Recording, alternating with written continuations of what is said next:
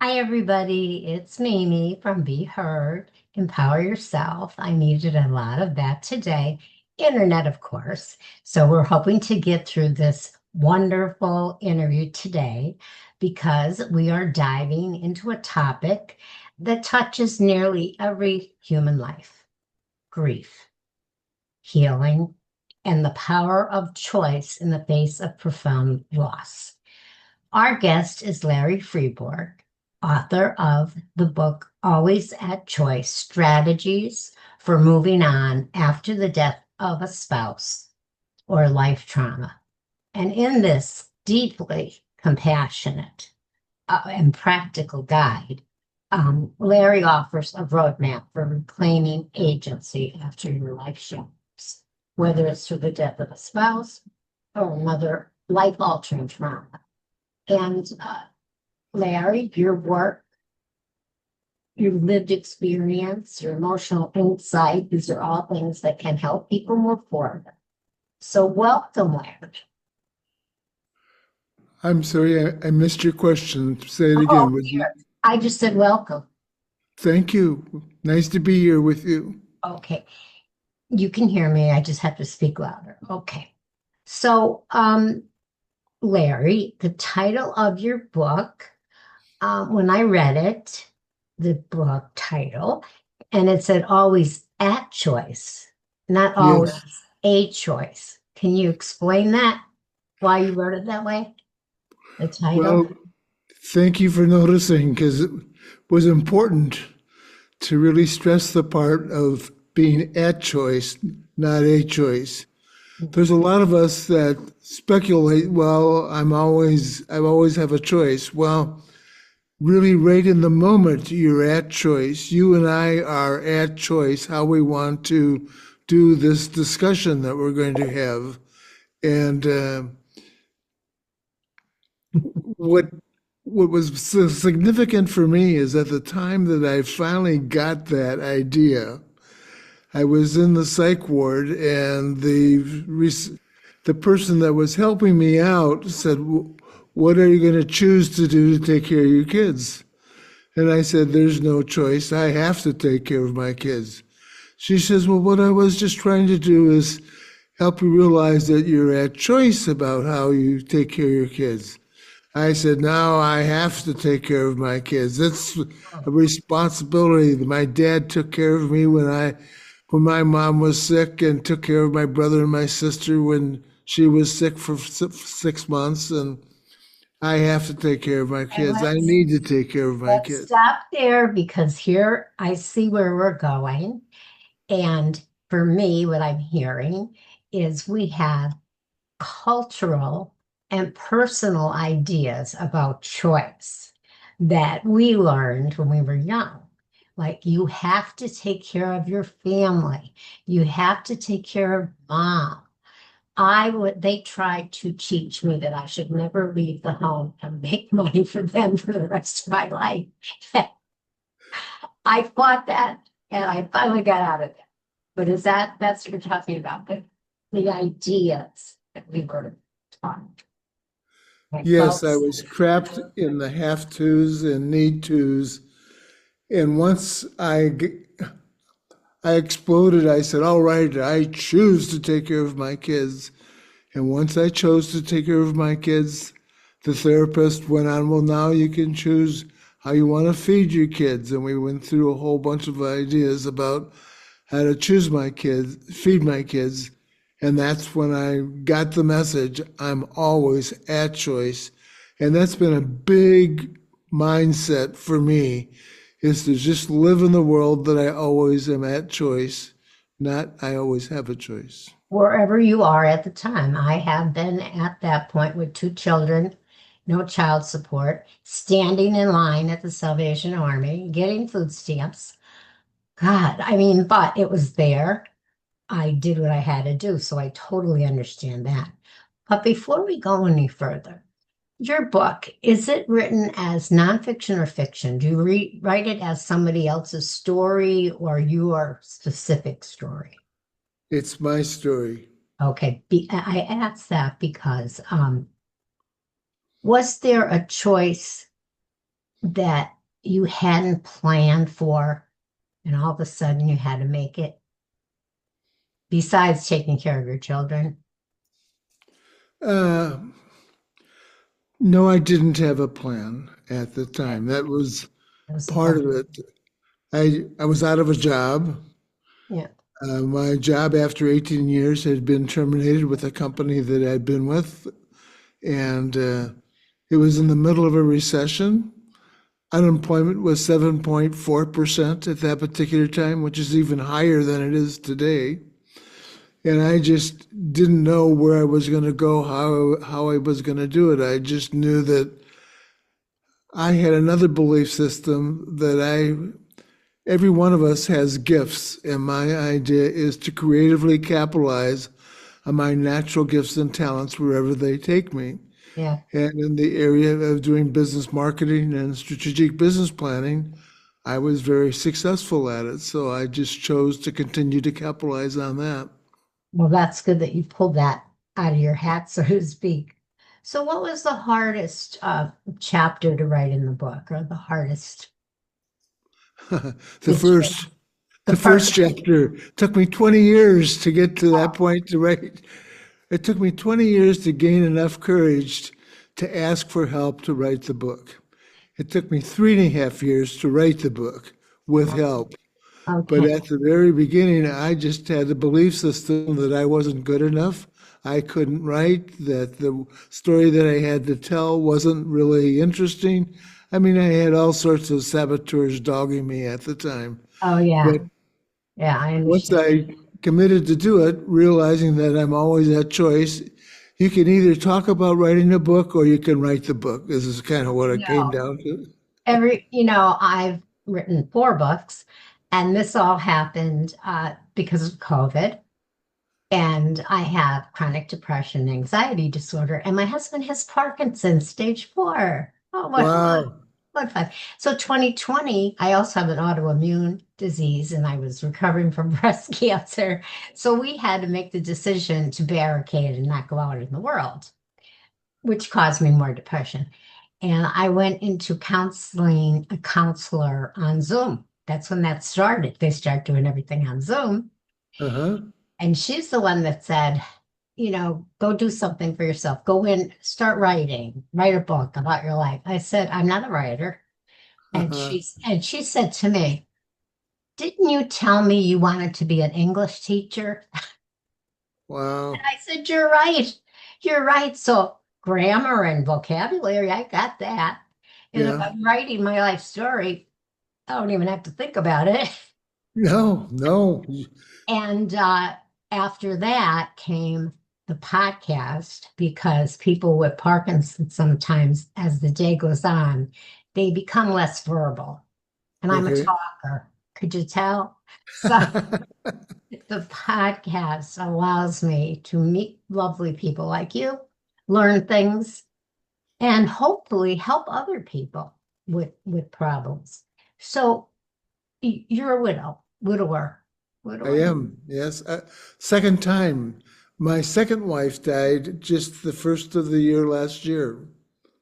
So the book, did your first wife die before you wrote that book? Yes, she did. That Is she it part was of the catalyst for all of this? well, she died the day after Christmas in 1979. Mhm. And so it took me a while before I surrendered and asked for help and went into the psych ward because right after she died, I lost my job, and that's where everything kind of crumbled. Yes, I understand. Um, I've been in a and psych ward. I've been in a psych ward. I went there on my own because I wanted to kill my husband, not the one I have, yeah, the first one. But I totally understand reaching that point where the first question they said to me was, do you want to hurt yourself or someone else? I said, let me think about that for a minute. You know, but once I got there, I realized I didn't belong there. And yeah. it took me a long time to figure out where I did belong and where I did get help. So how long were you there in this psych ward? 3 weeks. Oh, that's a long time. I was only there 3 days. That was enough for Yeah. me.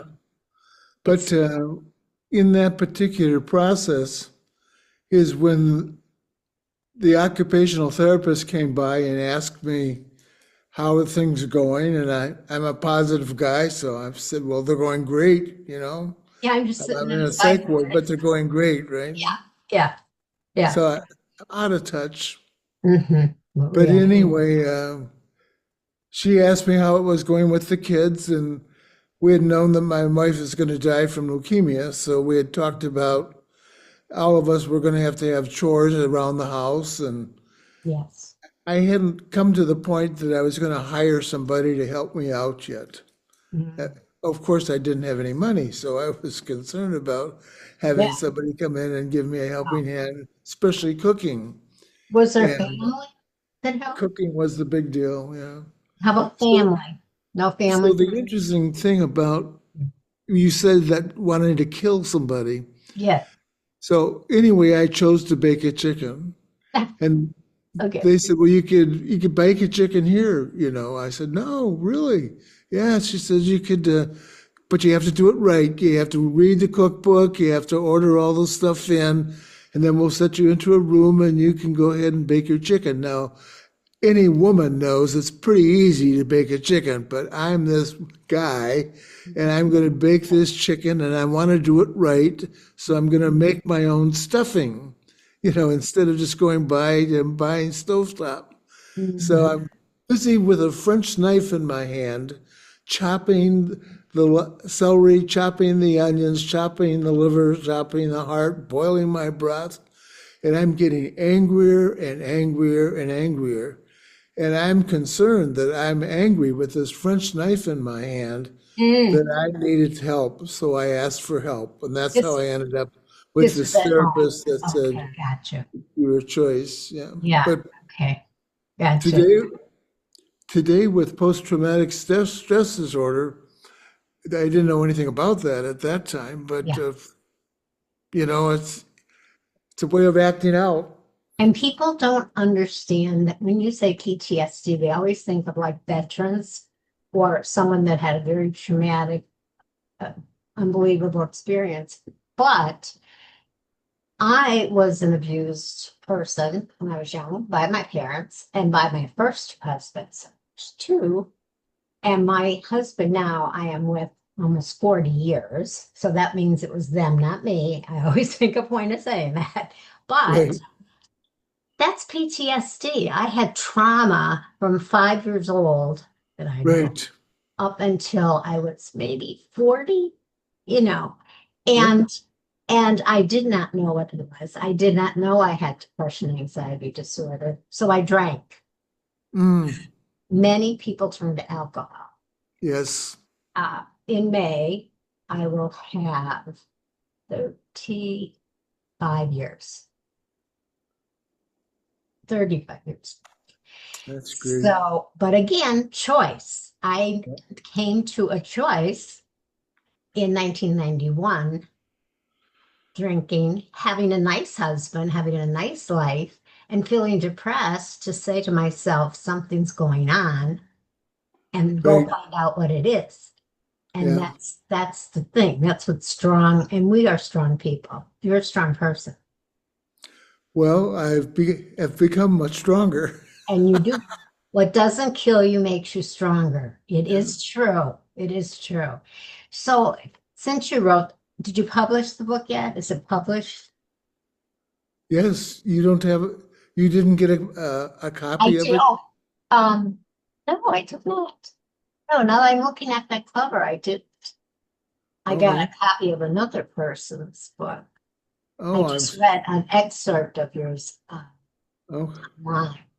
Yeah, the, well, we have to have you read the book because absolutely. the stories that you're telling me, you'll find will be replicated in my book.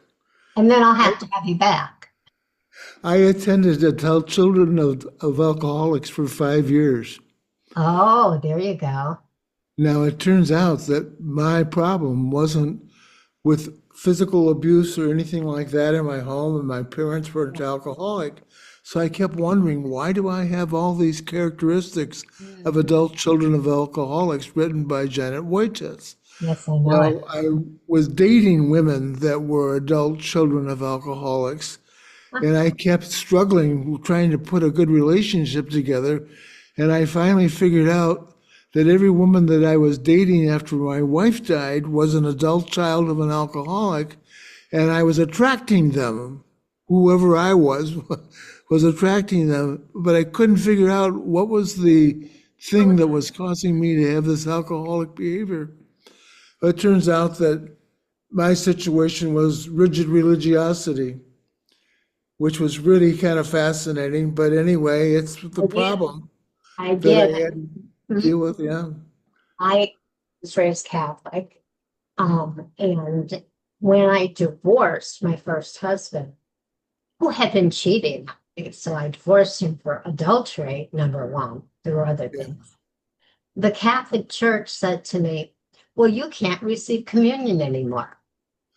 And I was like, what did I do? Like Yeah, I didn't do anything wrong.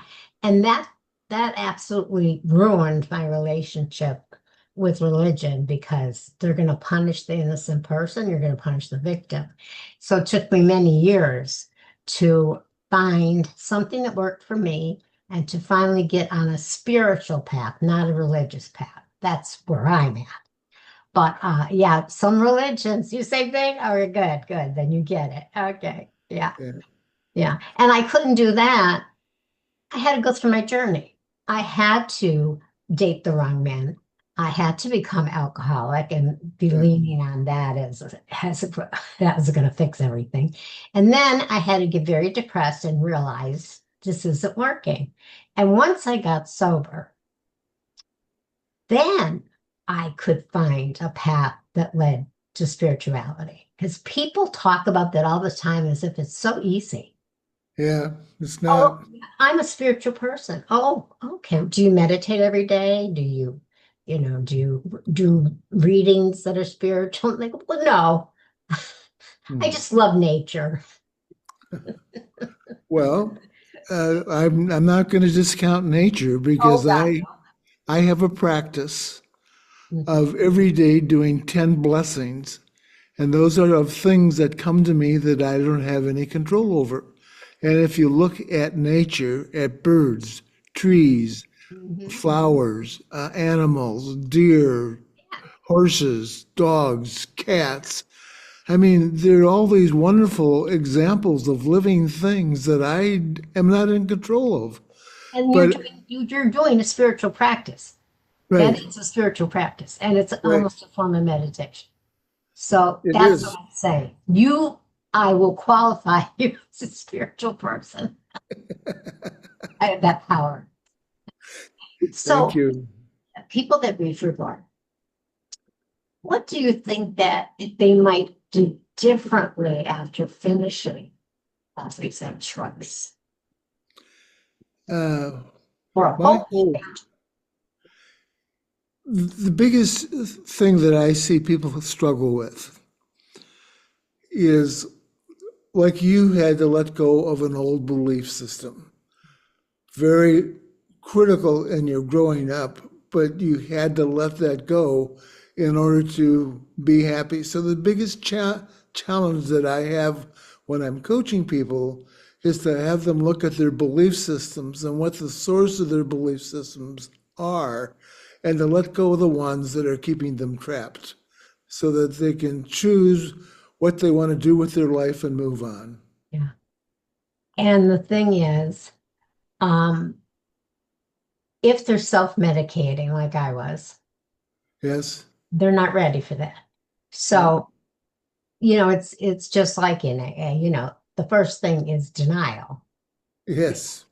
And that applies to anything going on in your life, physically, mentally, whatever. Denial is your first place that you start. And I mean, I know that was for my husband with the Parkinson's, Yeah. and the alcoholism because he too is sober. And then they tell you, well, okay, and then you have to get to acceptance. Well, if you're in denial, man, and you're drinking or dating lots of women or anything to Yeah. distract you. That's not going to happen. And No. you, at some point in your dating women that were children of alcoholics, had some kind of a revelation that this isn't going to fix anything. Am No. I right? It was interesting. The one of the women that I dated had to leave for her mother's funeral. Her mother had been in treatment 7 times and died from alcoholism. And it wasn't until she came back and she said, I'm a daughter of an alcoholic, that she even realized that she was a daughter of an alcoholic. And I kept wondering, because I had liquor in my house for a long time and nobody ever touched it. And all of a sudden, my liquor was going down. I thought it was the kids sneaking the liquor. Yeah, It yeah. wasn't. It was her. Oh dear. We owned a bar. And when we were still drinking, we owned a bar and we had teenagers. And we also lived in the same building. It was an apartment building and that kind of thing. What were we thinking? They were like from 13 to 17. Perfect Yeah. time to steal booze from Sure. your parents. So we did not have cell phones then. We Mhm. had regular landlines and Yeah. extensions in different rooms. And I picked up the phone one day and my one daughter was on the phone. She was 15 or 16 and she was talking to a boy. And I heard her say, "Oh, I can't do this anymore. I can't do it." And he said, "Oh, just put it behind the back porch like you always do. And, Wow. we'll send so and so over around 10 o'clock tonight." Well, I quietly hung up the phone. I told my husband, boy, did that boy get a surprise because at 10 o'clock that night, when he showed up and the husband jumped, but we never realized. So then we had to stop. There was an adjoining door to our home and the bar. We had to start locking that adjoining door with a key that they couldn't get in. You Huh. know, kids. You just don't believe that's going to happen, but it's No. there, you know.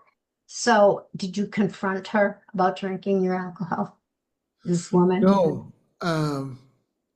She had chosen to leave. We were living together. She had chosen to leave. Her children were kind of out of the house. One had gone on to college, and the other daughter had gone to live with her father, who unfortunately was also an active alcoholic. Hmm. But actually, what happened in a discussion with her, she said, "Well, I found out I'm an adult child of an alcoholic," and I asked her, "What are those characteristics?" And then I had 8 of those. Well, I had all 12, but at the At the time, time, yeah, I only admitted to 8. yes. And so, based on my conversation with her, I chose to go to adult children of alcoholics, which was really a challenge because of my religiosity experience. The last thing in the world I wanted to do was go to a church and get my And healing. they tend to meet in churches, not Yes, all. they do. So may I ask, what religion were you brought up in? Well, I thought it was a congregational religion, but it was more like a Southern Baptist, Okay, well, they're child. so very much like a Catholic.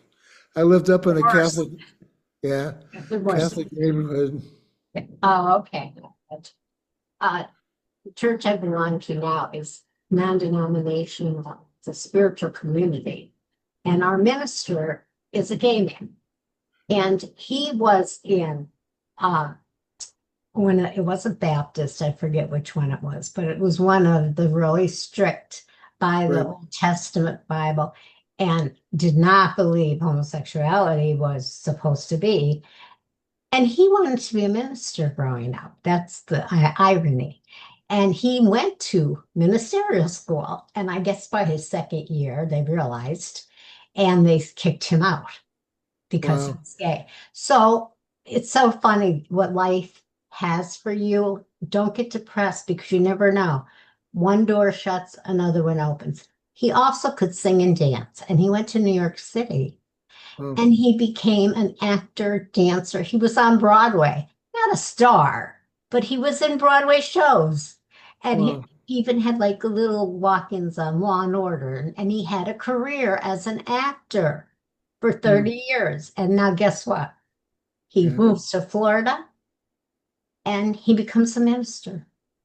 Hmm. Not evangelical, not Yeah. Baptist. Yeah. So we usually say we're a spiritual community. We don't like to use the word church. Yeah. That's a good word. Yeah. So if you're ever in West Palm Beach, you'll have to stop by. It's called Unity of the Palm Beaches. Yeah. Oh, wow. Yeah. If you ever here, call me. I'll meet you there. I will. So what's the next question? Because I know for me, that's somebody's phone, and we'll wait until you turn it off. Okay, so I know for me, I wrote the one book and then I ended up writing four. So now that you wrote that first book, what's the next question you want to explore, possibly in writing? Uh, I've just begun to explore that. Exploring, Somehow, exploring.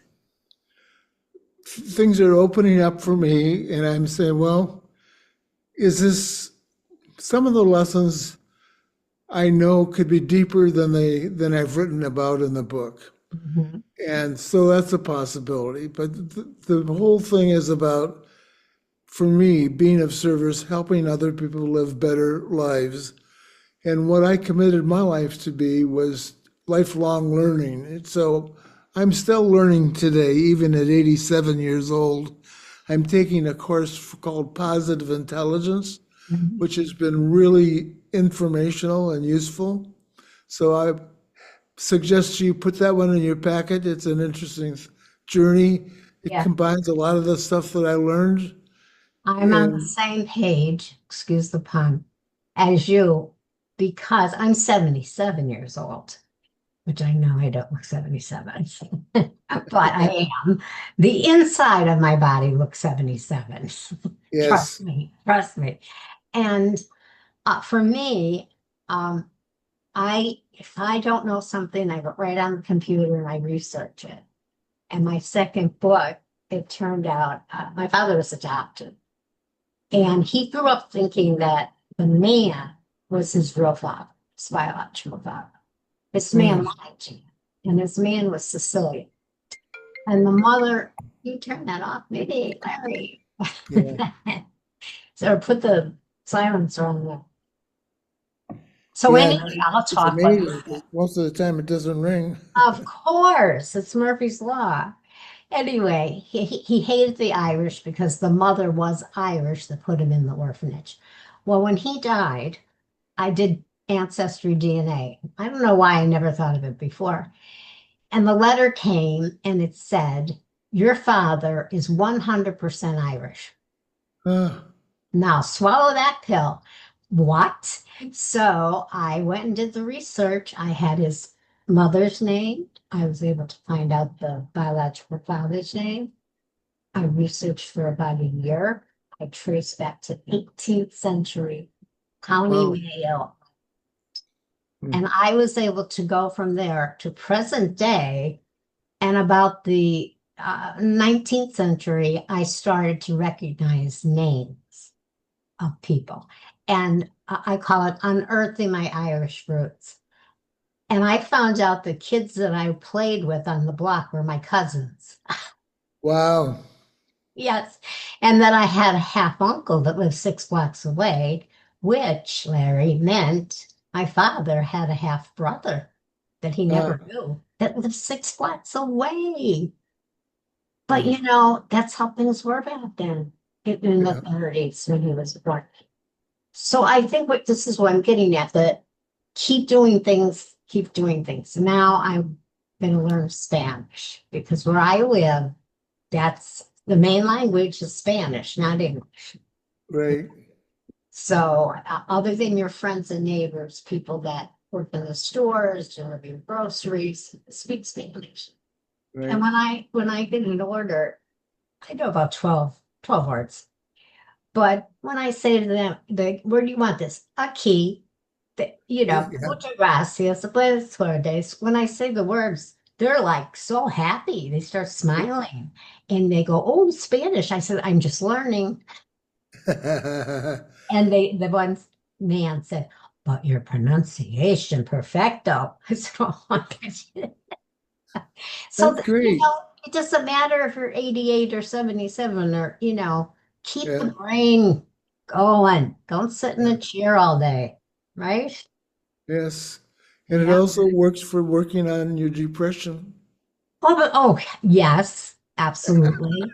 But, and with the stage for Parkinson's, I was told because the depression would creep in a little bit. You're a caretaker, someone needs a lot of care. I did get some help, but twice a year you need to go away. Yeah. Like I have to leave him. And I will not leave him unless I have a family member to stay with, you know. Hmm. But it's hard because he doesn't want me to leave him, of course. He's Right. starting to get used to it. But you get burnt out of it, or well, you just, can only do so much. So, Sounds like you're doing a good job taking care of yourself. boy, it's hard too. I'll tell you, it's hard. But I am. And you know what else I do? And you'll probably like this. I question my doctors. Like when they tell me something, I go, nah, I don't think that's it. Yeah. And you want to know how many times I've been right and they've been wrong because I said, do another test, or I went Right. to another doctor. And that's my last book I just wrote, Anatomy of an Alien. You like that title? Because I have never left a doctor's visit where they have not said to me, oh, I never saw that before. Oh, really? Yeah. Or, oh, that organ is a little bit to the left of where it usually is. So, Oh, so going to the car, I would always turn to my husband and say, I'm an alien. I must be an alien. mm. So that book, that's kind of a funny book. I think I'll send you that one. Uh, Let me ask you one or two more things because your I don't have messages, your address, but if you give me your address, I'll send you my book. well, I will give you it right here because it's on my business card, so I don't care who has it. It's 108 Okay. Lake Lake Const, yeah, Constance. Constant, Drive. C-O-N. Yeah, like the woman's name, Okay. Constance Drive, and Okay. then West Palm Beach, Florida, 33411.